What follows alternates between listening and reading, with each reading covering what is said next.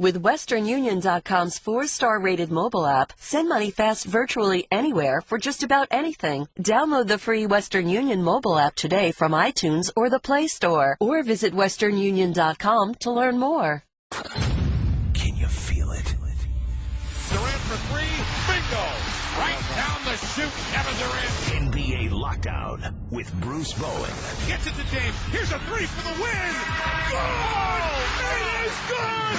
The NBA Lockdown podcast with Bruce Bowen. Along with three-time NBA champion Bruce Bowen, here's ESPN.com NBA columnist Israel Gutierrez. Welcome into another edition of the NBA Lockdown podcast with our MVP, Bruce Bowen. I'm Israel Gutierrez. Bruce, before we get into previewing these two games tonight, wanted to discuss quickly the MVP award going to Kevin Durant. Not much of a surprise. I don't think a surprise to anybody, really, if they've been following along. Voting-wise, KD got 119 first-place votes, and that's second place is LeBron James with 6. And then the third, fourth, and fifth went Blake Griffin, Joakim Noah, and James Harden. Not a surprise, obviously, like I just said. Even LeBron James mentioned that the other day that KD is a worthy winner of this award. This wasn't a case of voter fatigue. That by any sort of measure, if you look at these two seasons that Durant and LeBron had, Durant is very much deserving, Bruce. My question to you is, do you think that now that it's official, that it sort of sets off LeBron to sort of finish this postseason and then say, hey, look who the real MVP still is? No, I don't think this is anything to do with necessarily motivating LeBron. I think because it is the playoffs, he's going to want to come out and be the best and show the world that, you know, in some others' opinions, it could be voters fatigue. But I'm surprised, like, so many votes went towards it. It just, I understand we're in a day and age of, you know, we want a little something new at times, but I don't think this is necessarily anything that he's taken personal. I think he's going to come out and want to, you know, without motivation from him getting that award, he's going to want to show that he's deserving of that award, and rightfully so. He will lead his team in different ways, but I think it's cool that Kevin Durant has had the opportunity to experience such success at this level. It's not often that guys are predisposed to being something truly special in this league and actually accomplishing it.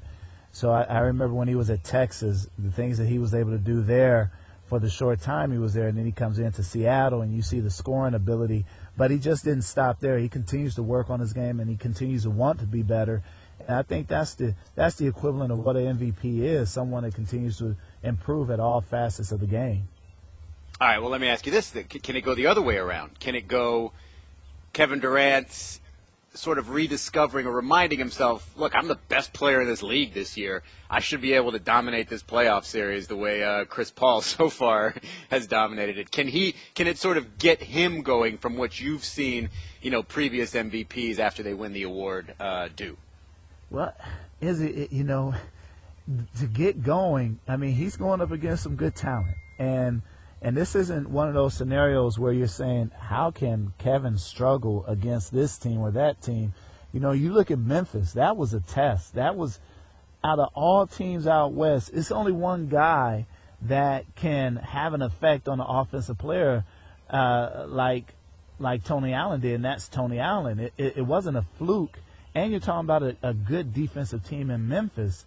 So it's nothing to necessarily hang his head about, not that he is, but it is something that he will continue to, I think, grow from and learn from as far as the playoffs are concerned. So when teams do try to take away his airspace, he has to get back to that man on a mission, trying to find his shot, being very aggressive, because that's what it's going to boil down to, is being aggressive at all times, where every time he touches the ball, like Chris Paul last night, everyone knew something good was going to happen because of the demeanor of Chris Paul, because of how, you know, how his mindset was. And so I think that's what's necessary for Kevin. Sometimes Kevin gets a little disgruntled out there, and I see him hang his head, and then he gets a shot and he misses a shot and he hangs his head a little bit. You know, forget missing a shot. Just keep going. Keep your mind right so that you can be that MVP for your team.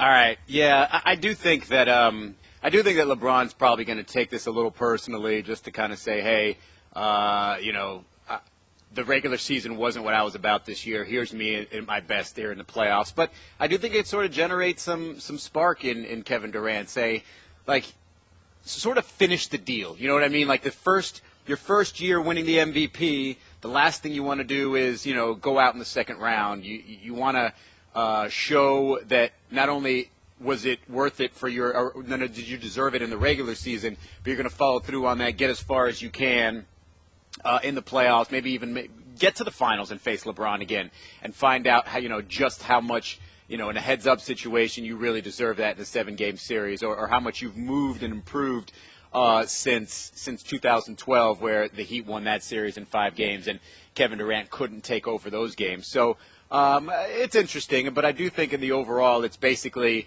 everybody knew this was Kevin Durant's year. I'm frankly surprised LeBron got 6 first-place votes. That was, I feel like, more of a more reputation vote. I thought maybe he could have gotten maybe 1 or 2 or 3 from, or maybe even Blake would have gotten 1 or 2. But it was easily Kevin Durant's award to win. Now, usually when you're talking about the Heat and sweeps, Miami's the one with the broom. But that wasn't the case against the Nets in the regular season. It was the other way around. Why will it be different in the playoffs? We'll discuss that in a second. ESPN Radio. With the action on the court, the diamond, or the gridiron. Comes alive. The NBA. The Miami Heat have won the 2013 NBA title. Major League Baseball. The Boston Red Sox have won the World The Series. Bowl Championship Series. The tide has risen again, the 3rd time in 4 years. Your home for the best in sports play-by-play. ESPN Radio.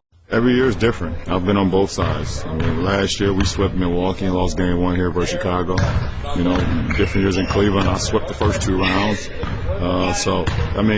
It's different. Obviously you can look at this postseason. Has there ever been a postseason like this to start it off? So every year is different. Every year is different indeed, Bruce. And this year you've got a Heat team that's facing a Brooklyn team that swept them in the regular season. It was 4-0, and say what you will about, all the different circumstances of the games, whether they were close, when they were played, or who was available when they were played. It kind of goes both ways in terms of that, because Kevin Garnett wasn't available a couple of games, Dwayne Wade wasn't available a couple of games. This is sort of something that you always try to figure out every year in every playoff series, is what is the carryover from the regular season? And to me, there isn't much of a carryover between these two teams, because I don't think the Nets look at them at the record against the Heat and say, we dominated Miami. And I don't think the Heat look at the record and say, wow, this team owns us. What I do think there is a translation, though, from regular season to postseason is how the Nets performed late in those games. All close games. The Nets pulled out all 4 of them. Whether it be Paul Pierce in the clutch, whether it be a Mason Plumlee block that LeBron thought should have been a foul, something the Nets did was allowed them to pull this out. And I think that might translate in the postseason, because you've got, let's say you got a close game, the Nets have that sort of mental edge in that they know that they've been able to pull these games out. Other than that, Bruce, do you think there's any sort of carryover? Well, no, I think the carryover, there is carryover, Izzy, and the 4-0 is what's carrying over for the Miami Heat. The fact that they did lose those games, I think this helps them focus even more when it comes to preparing for Brooklyn. Brooklyn did a fantastic job of taking away the strength of Miami. They really packed the paint in transition. LeBron didn't have those lanes to drive and things of that nature. But I think that also helps Brooklyn, because they feel like they have a recipe in order to succeed against the Miami Heat. And so because you have had success, you go back to that. Until something changes, you have to stick what has allowed you to gain victories against a good Heat team. And on the flip side for Miami, I think you're going to have a focused group in the first quarter. There may be a little rust, Izzy, but you're going to see a team even more focused because of the losses that have transpired. Unlike any other team, I think this is one of those series that you're going to see a completely focused Miami Heat for the duration because of the things that have transpired in the regular season. Well, all right. Well, let's talk about the game in general, because what is it about Brooklyn that makes it difficult for Miami? To me, I watched them play, and I've said this before. I noticed, the bulk and the size of the wing players: Joe Johnson, Paul Pierce, Teletovic, whoever else they throw out there. And Kirilenko is another long player, and that sort of allows them to really help in the paint while still getting out and recovering. Or if LeBron, Dwayne, whomever decides to attack in the paint, they're going to make it difficult on them, just make it physical, make them feel it. But the game plan is essentially to make guys make outside shots, make other people beat you. Paul Pierce has said, hey, it's going to be a lot of LeBron, a lot of Dwayne, a lot of Chris Bosh.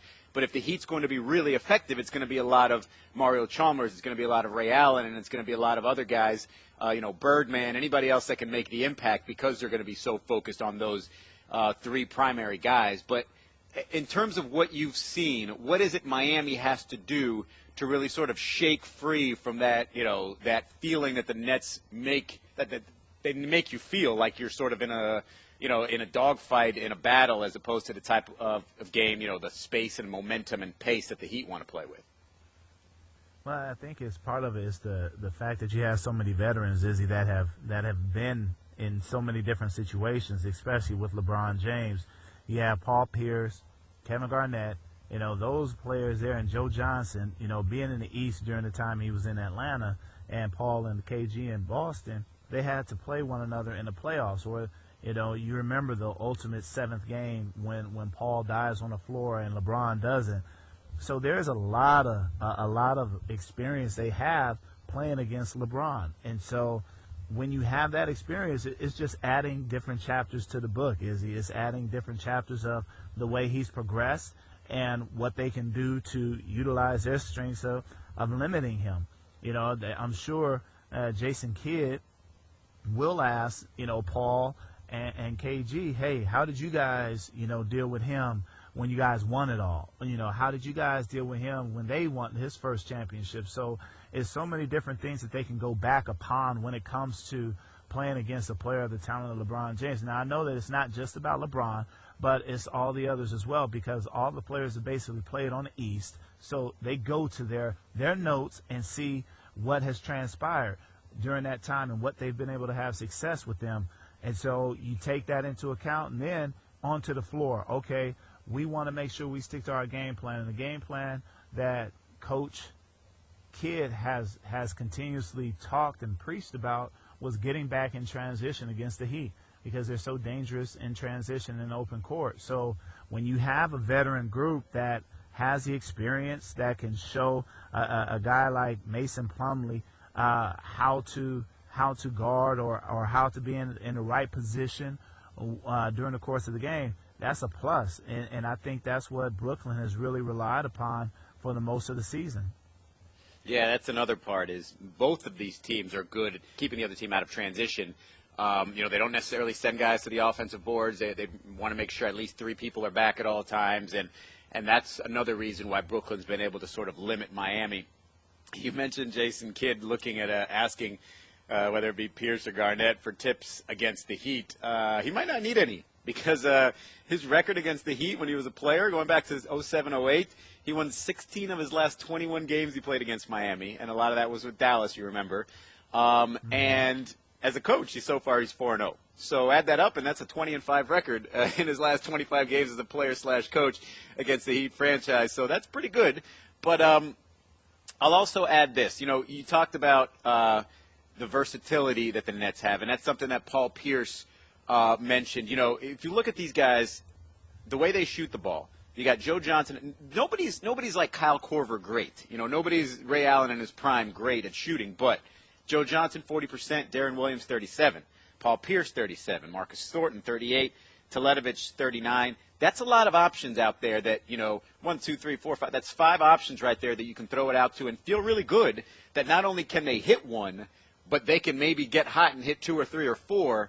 And that's where the Heat necessarily, when you're not using Shane Battier, when you're using Udonis Haslem instead, essentially your options for threes are LeBron when he's feeling it, Mario Chalmers, and Ray Allen, and then a taste of Chris Bosh, which actually on good nights Chris Bosh could hit you 3 or 4, but it's doubtful they're going to play James Jones in this series, at least in my opinion, the way they did in that last series, because he's got a defensive responsibility that's not going away in this series. He doesn't have to, sit there and defend Chris Douglas Roberts or somebody like that. He's talking about defending a Joe Johnson, a Paul Pierce, even a Teletovic out in the perimeter, and he's got, size that he could post up if he wanted to. So there, I think the Brooklyn Nets might be able to spread you out better than Miami can, and Paul Pierce talked about it.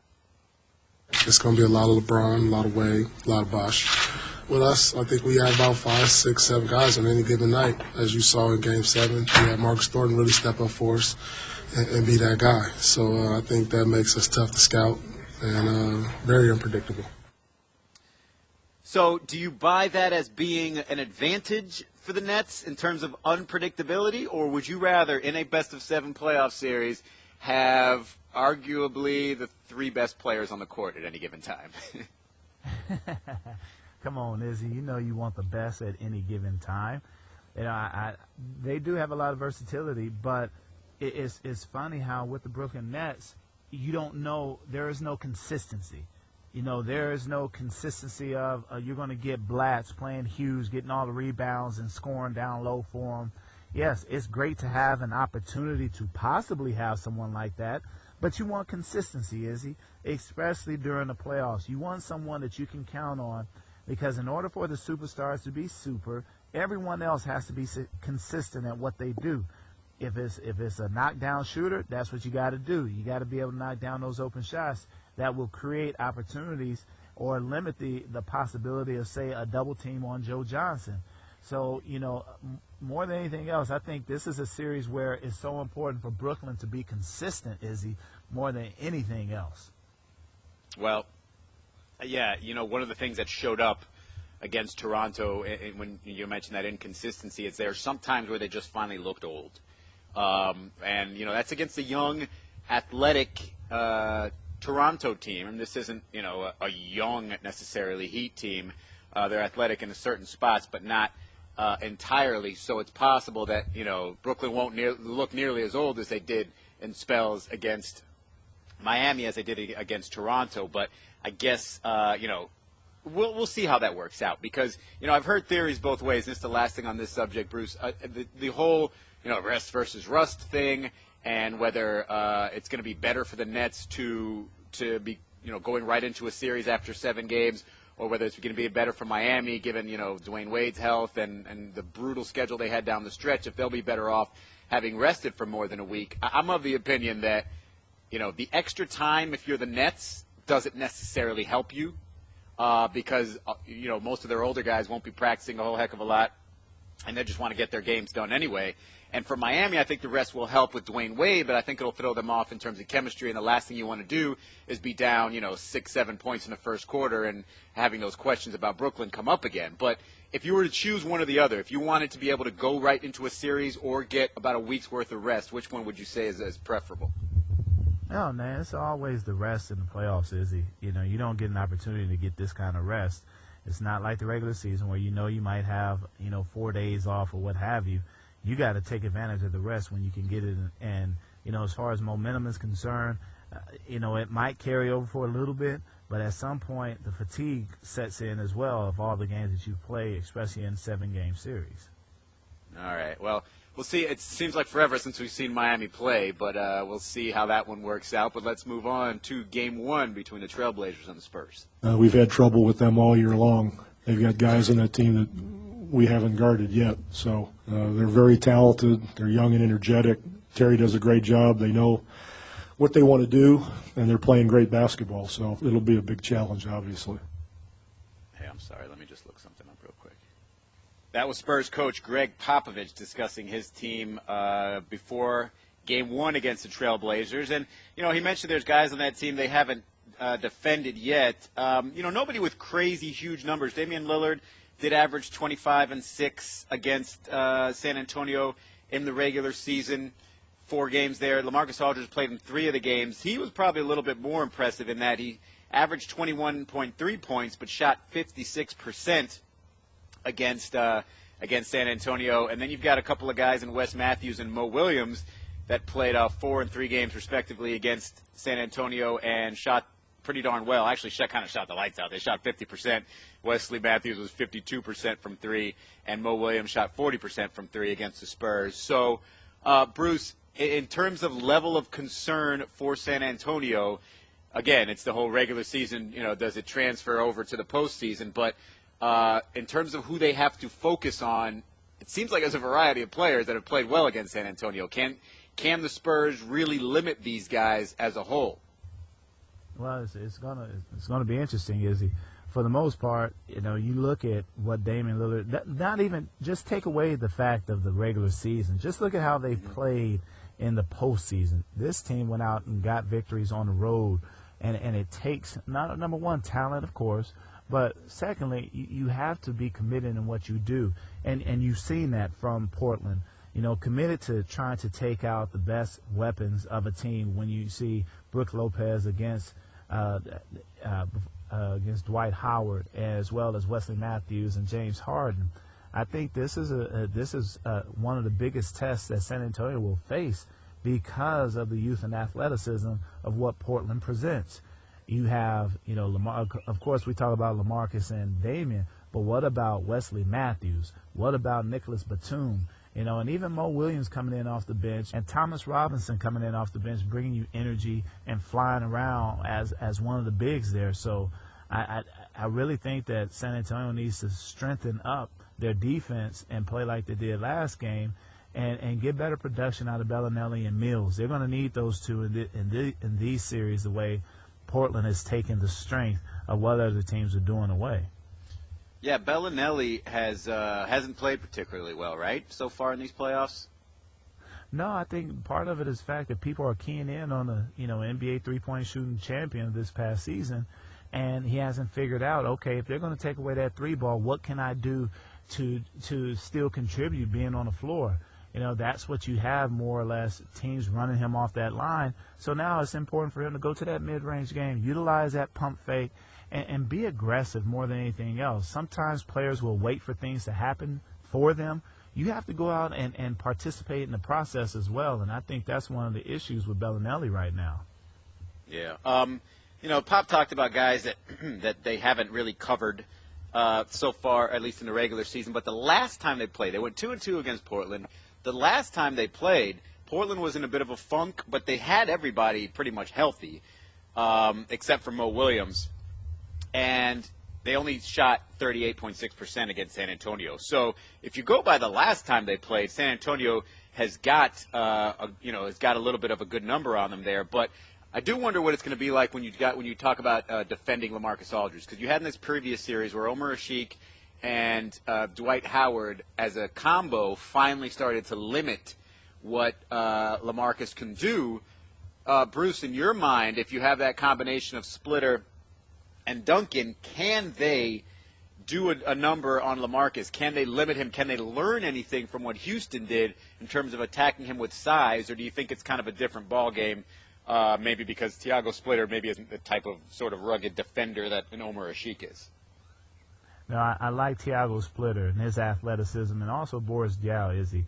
I think what they'll do is take away LaMarcus' jump shot. They're going to make it. I think they're going to make him, have to set it on the floor. If he's out, or if there's a post up, come a quick double team on him to get the ball out of his hands and kind of go from there if it works for him. But the risk you run in that is that because Portland can spread the floor and they can shoot the three ball, you don't want to be scrambling the whole time trying to find three-point shooters because you're trying to take the ball out of LaMarcus' hands. So I look for Thiago to really try and limit. I really don't see Tim guarding him too much because it is such a difference as far as him being able to get to the basket and things of that nature. I think Tim will stay with Lopez and go from there. All right, what about the other big name on Portland? You got Damian Lillard, who defensively probably not to the same level as he is offensively. I don't think that's much of a stretch. And yet you've got a couple of other options there in terms of the Blazers. You got Wes Matthews, who did a heck of a job on James Harden, along with Nick Batum when he got his chance. And then you got Nick Batum. either of those guys a better option for Tony Parker? Like, does Tony Parker deal well with length, or would you rather have a smallish guy that can kind of stay in front of him like a Damian Lillard? Like, if you were scheming against Tony Parker, which of those three defenders, Batum, Matthews, or Lillard, would you go with to put on Tony, keep him out of the paint as much as possible? You know, I really like Wesley Matthews guarding Tony because he's a tough guy, and what I mean by tough guy, he's physical, and he can take away the strength as far as penetration, things like that. Now they're going to need help, of course, with Tony's penetration, but also I look for them to also switch it up and put Nicholas Batum, one of Tony's national team teammates. And with his length, Nicholas creates problems because he can stay off of you. And if Tony starts out shooting jump shots, they'll live with that. Where Tony is really able to really have an effect on the game is when he's able to drive the ball and get into the teeth of the defense and bring others involved as well. I picked the Spurs to win this series in 7.